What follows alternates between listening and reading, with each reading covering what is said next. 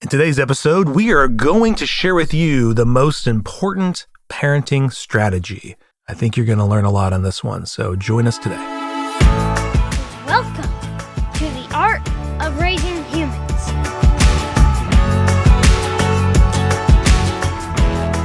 Hello, and welcome to episode 84 of The Art of Raising Humans. I'm Kyle. And I'm Sarah. And welcome to fall. I hope you have a pumpkin spice latte maybe, right? Or maybe you're all pumpkined out. Maybe a pumpkin muffin, maybe? Would that be good? Maybe. What? Some really good fall flavor. Some kind of pumpkin thing. Apple. We love the fall, right? Yeah. We love a good apple crisp. So I hope you're enjoying the fall air. What we're going to talk about today, we watched this interesting TED Talk recently, Sarah. This TED Talk by Dr. Becky Kennedy.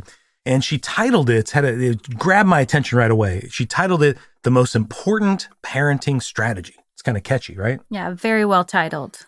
So it drew me in, Sarah, and as I watched it, I thought, man, I really want to talk about this more with you and with our listeners, because I think there's a lot of really important things you need to know as a parent, right? Like connection's really important. Yeah. Attachment, resolving conflict, all those kind of things. All kinds, yeah. Yes, but the one that she really emphasized was the need for repair. Mm-hmm. Yeah. It's an excellent TED Talk. And we agree. We talk about repair quite a bit. Anytime we'll get into this later, but with rupture, that's something that you and I have spent a lot of time getting better at, understanding, seeing the impact of repair and relationship. So yeah, and the reason why I thought it was so important to talk about, Sarah, is I see so many parents who want things to change. And I know we've talked about this in other podcasts, but I thought this was a unique way to approach it, is so many of them want the behavior to change. It's a behavior that keeps happening over and over and over and over again. And yet there's no repair being happening, or the repair is a quick apology or something like that, right? And I really want to emphasize today, as we talk about it, how important the repair is to actually bringing about long-lasting change in the relationship. Yeah.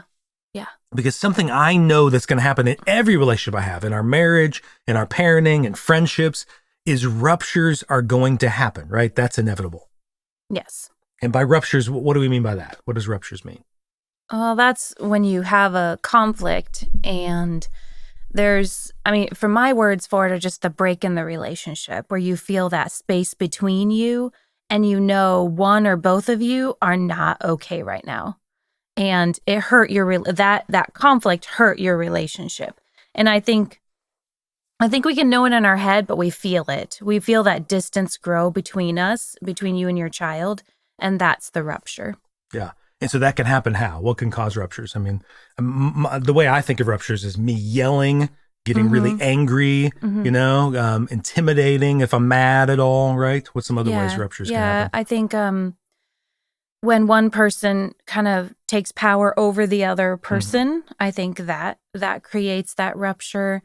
I think a withdrawal of love creates that rupture. If you're giving them that stonewall, that cold withdrawal, I think that creates rupture. Yeah. So anytime what you're saying, Sarah, you feel, the rupture is a good word. And I think Dr. Siegel uses that a lot. There's a rupture, there's like this toxicity that gets put in the relationship. You can feel this distance, right? Like either you're pushing the person away. And once again, we're going to use this, like Dr. Becky Kennedy talks about, that we're going to talk about today in the parent-child relationship, but this is true if you're listening to your marriage, to any kind of relationship you have, is you're either pushing them away or you're kind of withdrawing from them, right? Would you say that's the case? Yeah, maybe they've hurt you, so you're pulling back. To be safe, yeah. Yes, or, just like... Or you're attacking, right? Yes. Okay. Yeah. So in those cases... Well, real quick, I think probably for the listener, you can think real quick of times where rupture, maybe you've had it in a friendship and your friend said something and you lost that relationship because of it. Or maybe you said something and now that relationship that's a rupture where it's just never, that's the worst case, you've lost the relationship and it now doesn't exist anymore. Yeah. There is no relationship. So I want you to think about a moment where that's happened, as the listener, when that's happened with your kid or any other relationships in your life where there's distance has grown. It has become toxic, and so maybe they don't even know that this rupture happened. You might have just withdrawn and been less open. I can think of, as I'm saying, a lot of different times. But I know in particular for us, the examples I'm thinking of, Sarah, are times. Man, there's times when they were really young where I get really mad about food and them not eating the food. That would be frustrating. Yeah. Or not cleaning the room, or not doing a task fast enough. I know, man, with me and Brennan, lots of times I get really upset because he would get really slow and not do things as fast as I'd like. And I was in a rush because I had a to-do list or a checklist. So I would raise my voice and get really mad. And then you could feel this. I almost was pushing them away.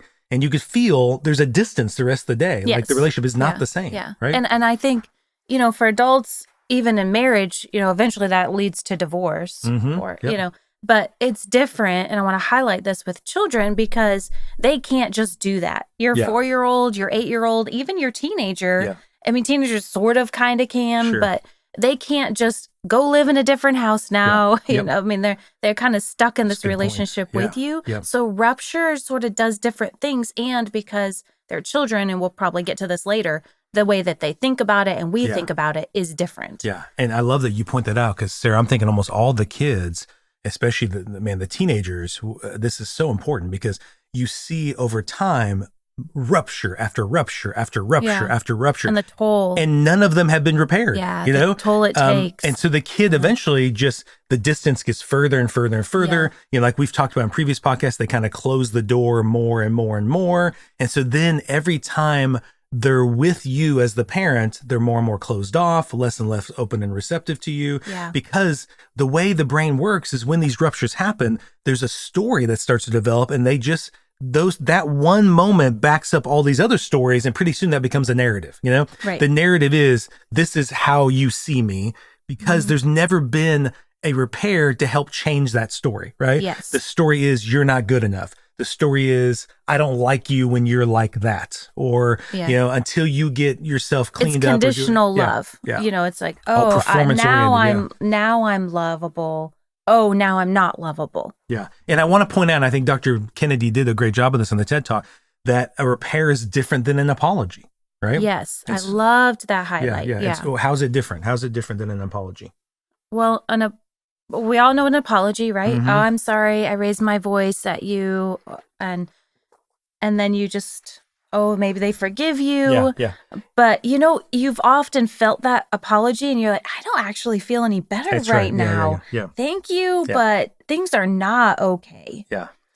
Yeah, and sometimes in those apologies, Sarah, I mean, I know maybe you haven't done this, but I know and I bet these listeners have, where I'm sorry that this and this happened, but if you hadn't done that, then I never would have done that. Where it's still sort of putting the responsibility, I only did it because of you. Yeah, if you had just done the dishes when I asked, but I am sorry how I reacted to that, right? Yeah. And so I think a lot of us are used to that with parents giving these conditional type things, or even, even if we don't directly say it, it's threaded in there in our tone or look, or because we haven't actually done the repair. Yes. The apology leaves that sitting there. Yes. So a repair is different. It's not just about an apology, even though an apology may be part of the repair. It is about changing behavior. So we want to get into that a little bit more, but I loved what she had to say about how repair is this integral part of the parenting strategy that you're doing. Yeah. You've got to get good at repair, because without that repair, there can't be growth and change. But lots of us beat ourselves up when there's a rupture, right? And that's why we don't do the repair, because of the shame and the self-anger we have towards ourselves as parents. Like, we just beat ourselves up that we just acted like such a jerk to our kids, Yeah. But I loved how she said, you can't have the repair without the rupture. So I think that really hit me, Sarah, because I think early on in my parenting, when I was learning all this knowledge about how to be a better parent, it was like, I can't have ruptures. And the goal was not to have ruptures. Instead of, the goal was to know what to do when you have the rupture. Yeah. I mean, you don't want the rupture, and maybe as you build your skills, and maybe you'll have fewer, but ruptures are part of relationship, and they're going to be in every relationship. Yeah. So to just think that you're going to avoid that, it's not going to happen. So just accept, okay, sometimes I'm going to mess up. Sometimes there's going to be a rupture. Now what can I do? Yeah. Best case scenario.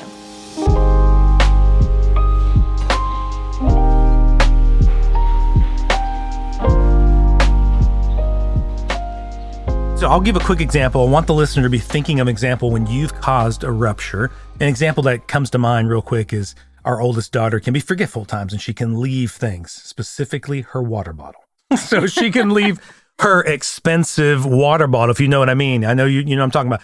She can leave that places, and then we spent a lot of time. And this goes back way into childhood, Sarah. If you remember, she used to have these cloths that she liked, and she had some of them when she was a little kid. They're almost like a comfort thing. A blanket. A blanket type. Yeah. And she would leave those. She originally had like 9 of them. And she kept losing them. And there was many nights when she was 3 or 4 years old where I was taking a trip back to where we had been, and she had dropped them somewhere. So there was this narrative in my mind, this anger building up of like, why do you keep losing stuff? I'm so sick of this. They're so important to you. Yes, that's right.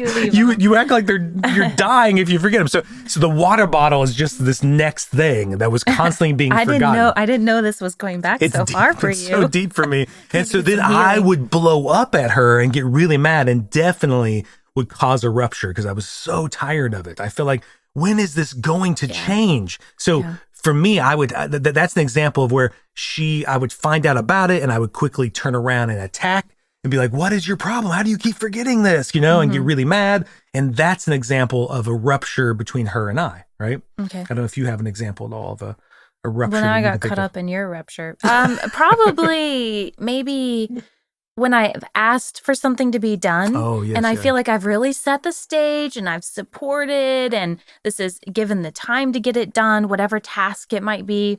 And then they go to do it, and I'm thinking, okay, yeah, it's been whatever amount of time. This should be done now. I go and check, and nothing's been done. Yes. No, you do get upset about that. I do. I think everybody does. Every parent gets upset. Yes. You're like, does my voice matter? Do you care about what I say? And I think there's a piece of me that feels like, I need to make it uncomfortable so they're motivated. Yeah. And that probably goes back to my childhood. Well, we won't get into all that, but about where did this story start? But I think there's a piece of me that thinks, they have to be uncomfortable to be motivated to do this thing. And so I think we get, as adults, we think there must be, we've got to make them, there has to be some discomfort. Well, and that, so she talks about how in that moment, Sarah, and we know this to be true, but I'm hoping that wording it this way will help our listeners and, be able to just envision this differently. In that moment, the kid is in a state of distress. And I mean, you can imagine that if you remember as a little kid, that was scary when your parents were upset at you because you had no idea what was going to happen, Yeah. And so the kid needs to get back to feeling safe and secure because it doesn't feel good to be in this state of distress, Right. And so if we don't help the kid do that repair, then the kid's going to have to rely on their own coping skills, and just like you do, like for instance, if there's a big fight in the marriage or friendship, you've got to rely on these and typically our coping skills sound something like this. There's something wrong with me. I make bad things happen. I'm unlovable. And that's especially true for children. Especially true for children. I'm such a bad kid. When they're looking at, is it you or me? Kids are going to default to, it's me. Yeah. And Sarah, you shared this quote. I had to look it up because I didn't know this person. But a quote by Ronald Fairbairn. I guess. Yeah, I don't know that name either. I looked it up. He's a psychologist. But so Ronald Fairbairn had this really good quote. So I want to say it and let you, in that moment, I want you to be thinking about this quote in regards to your kid doing this self-blame. The quote is, it's better to be a sinner in a world ruled by God than to live in a world ruled by the devil. And that just really, I thought, was well said, that you can picture the kid is saying, it's better for me to be the bad person. If I blame myself, then the parent is still good and my world can be ruled by God in a good way.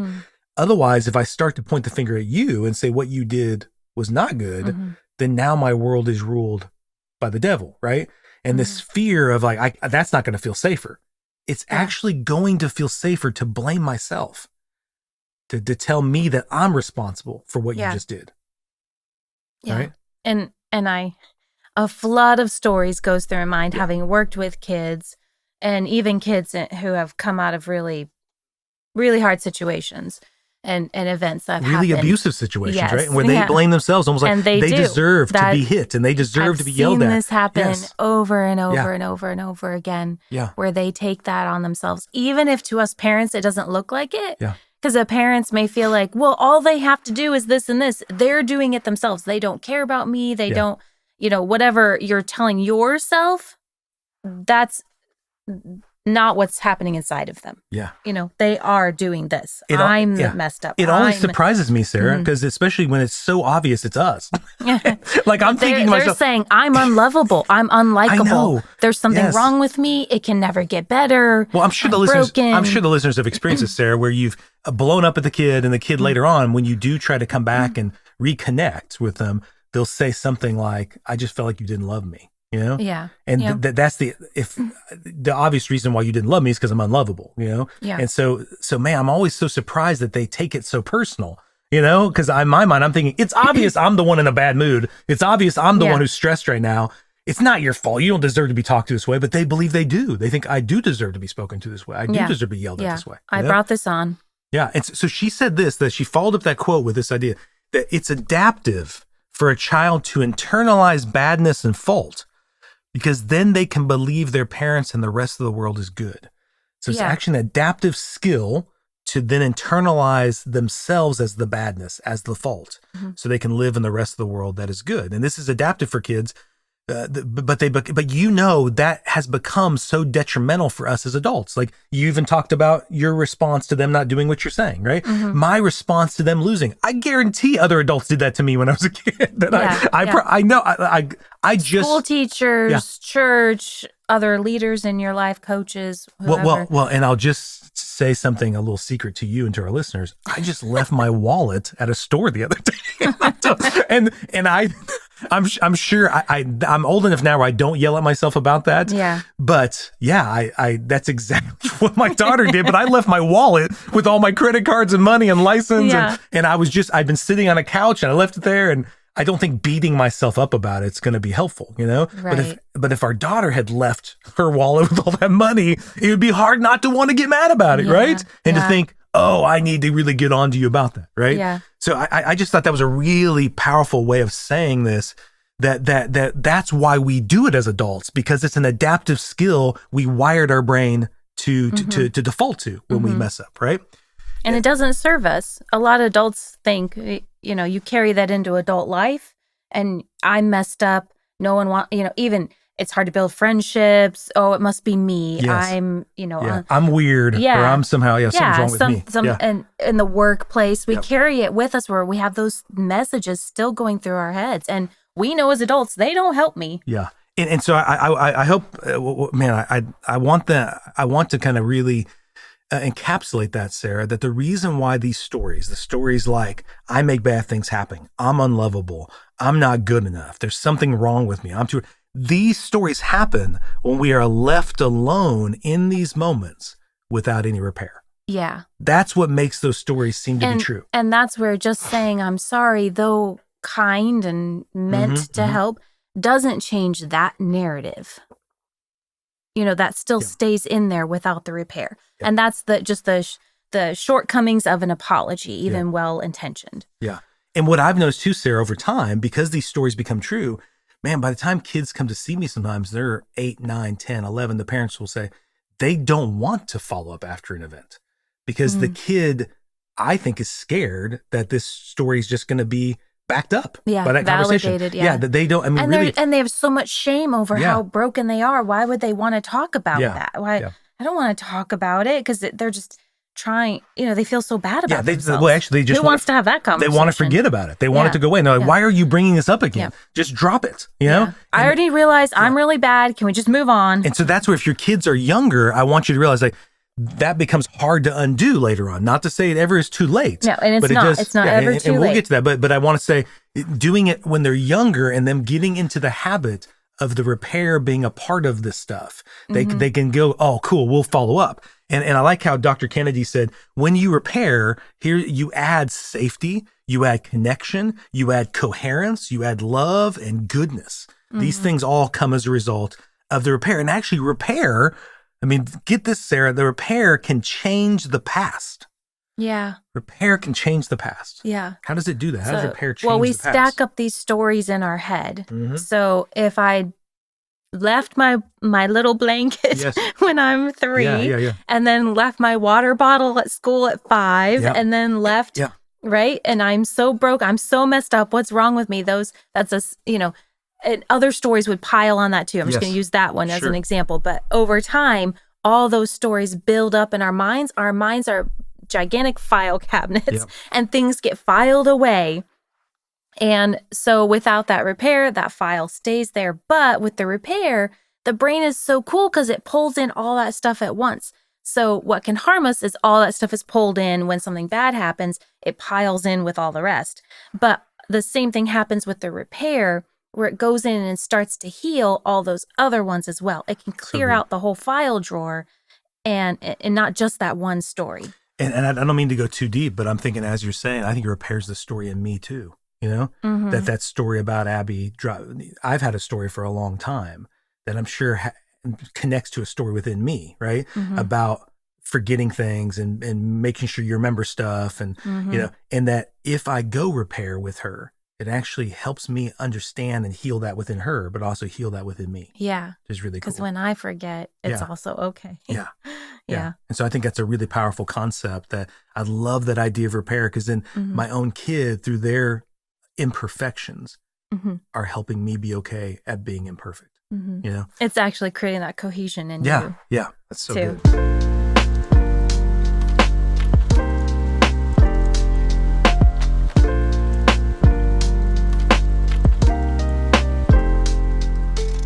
Here's some simple steps if you're wanting to do this, which I think be a great step, to start doing today over this fall and start really implementing this into the holidays. Is you must first repair with yourself. So this is one I had to get good at, Sarah, because I was really good at beating myself up quite a bit. That I can't offer repair if I'm not doing it with myself. And she kind of words it this way of just saying, I may not be proud of my behavior, but my behavior doesn't define me. Right. That's the important distinction is I'm not proud of what I did. It's not like you're patting yourself like, oh, well, whatever, in the moment you do what you do. Right. I mean, I'm not happy with how I did it. I'm not pleased with how I acted, but you got to separate what you did from who you are. I loved how she said, sometimes people think, oh, you're just letting yourself off the hook. Yes. And she said, no, you're actually putting yourself on the hook because you're actually saying, this is what I did. But separating that from, this is not me. Because that's where people feel like, well, you're just letting yourself off the hook. You're not, you got a 50 lashes or something. Yeah. Well, and Becky Bailey does a good job talking about that with positive intent. That actually allows you, when you do this, it allows you to take responsibility for what you've done. Right. And so, then the point of doing that, Sarah, is to separate your identity from the behavior, which going important. back, I'm sure every listener can, when you have that story, like I started to have a story about Abby, that Abby can't remember things. Abby is forgetful and forgets stuff, right? And this really narrative was going in there. That's unfair to her because she remembers a lot of things. She doesn't lose everything. The amount of stuff she doesn't lose far outweighs the stuff she does. Putting a label on this person as something instead of just someone who does something. They are that very thing. So it's really important to separate identity from behavior. Then once you've done that with yourself, then you can repair with your child. Okay. And she gives a few steps, she even says this is kind of like you can take these steps or, you can move them around, but naming what happened, I think these steps are what we do. We name what happened. Here's what happened. And then I take responsibility for my part in that, right? And then we talk about what we'll do different next time. With clients in the practice, Sarah, I talk about watching the game film. This is kind of like, let's go back, let's watch the game film. I use that kind of idea. It's like good quarterbacks. They go watch the film, even if they've thrown five interceptions or 5 touchdowns. They watch the game film and they go back and say, what would I like to do differently? How would I like to play better next time, right? And then maybe even you act it out. I'd love it with the example of Abby forgetting the water bottle. Let's go back and do that again. Let's do a retake and let's see how we could do that differently, So then now the kid's seeing a different story, a different way this ending could have happened, And man, if parents do that piece, you see growth and change happening pretty quickly because now the kid is receptive. The story isn't guiding the narrative. Instead, you're able to repair and heal the story in you and in them, and a new outcome starts to be created, And don't start with what they could do different. Start with what you could do different. First, make sure that they know you're owning your side. So if you yell at them, I don't care what they did. You yelling at them was on you, and you need to own that first because you could have really had a lot of different reactions. You could have cried. You could have clapped for him. Or you could have just been like, oh, you did leave that? Okay, what can we do about that? You really could have. So you need to make sure you're owning that part first, because it's going to be hard for them to move into that learning or skill building if that's hanging out there. Any of that message of I'm broken, I'm bad, you're mad at me, you hate me, I'm unlovable. If that's still in there, they're not going to be really in a learning space. Nope. So make sure you've owned that's fully repaired. And you can go back to our earlier episodes, episode 1, 2, 3, where we talk about the brain, is the repair helps get the kid and you to the prefrontal cortex. And that's where skills can be taught and learned. So that's the power of repair. If we don't do repair, if the rupture stays there, the toxicity is there, no learning is happening. It's actually going to make it more likely that behavior continues to persist in you and in them. Like I like that saying, what you resist will persist, right? The more you resist that, instead of just accepting it, going back, repairing it, and then choosing to figure out a different way of doing it, that's the only way the skill happens. And it's awesome to see if you're doing that, just like anything, you show them how to ride a bike, you show them how to do all these other things. If they see you doing that, they're going to feel safer and they're going to feel more able to then also eventually own their part. If this is new for your family, it may take them a while to feel like, now I can take responsibility too. But if they see you consistently taking responsibility, then they'll also feel that models for them, and they go, oh yeah, well, and this is my part of it. Yeah. So and good. You'll see that reciprocated. Yeah, and that's how things change. That's how the skill happens. And I love that she ended, Sarah, with that really powerful moment where she says, it's never too late to do the repair. And so it doesn't matter if your kid is a teenager, it doesn't matter if your kid is even an adult. And she gave that really interesting example. So I'd love to do this with our listeners, just to think back, if you got a call today, if you got a call from your parents, and your parents called to say to you, hey, do you remember those moments in your childhood when I did this, this, or this? I want to say I'm sorry, and I want to take responsibility for the part I played in that, And I thought that was really powerful, where she was saying, like, that would hit all of us. It would feel good to everybody, because there are moments that are unresolved. There's ruptures that have not been healed in everybody's childhood. And it'd be really awesome to have your parents, even if you're in your 20s, 30s, 40s, 50s, 60s, whatever. Yeah, if they left behind a letter if they're no longer here. She said if they're no longer here, and you find a letter where they said, hey, I'm sorry. And how good would that feel? That would feel so good to go, oh man, it would really heal something in you. And that's why it's so important to do this and get in the practice of it now, to where it's just a natural part of the rupture repair relationship. We're constantly doing that. We know the kids trust. If there is a rupture, there will be a repair. You want to get into that habit. So I hope this was really helpful to you today, and definitely go check out that TED Talk if you want. Dr. Becky Kennedy, and it's titled The Most Important Parenting Strategy. So that will just hopefully visually give you another way of hearing it or seeing it. And so Sarah and I really wanted to bring that to you. Hope it helps you in your relationship with your kid today. Please make sure you go on and like the podcast, share it, give us some good comments or other ideas you might have. And if you have any speaking engagements you'd like us to be a part of soon, we're still scheduling those. We recently finished up one at a church we did, and we've got some more coming up at other places. So would love to get your feedback on that. Thanks for listening. We appreciate you. The Art of Raising Humans podcast should not be considered or used as counseling, but for educational purposes only.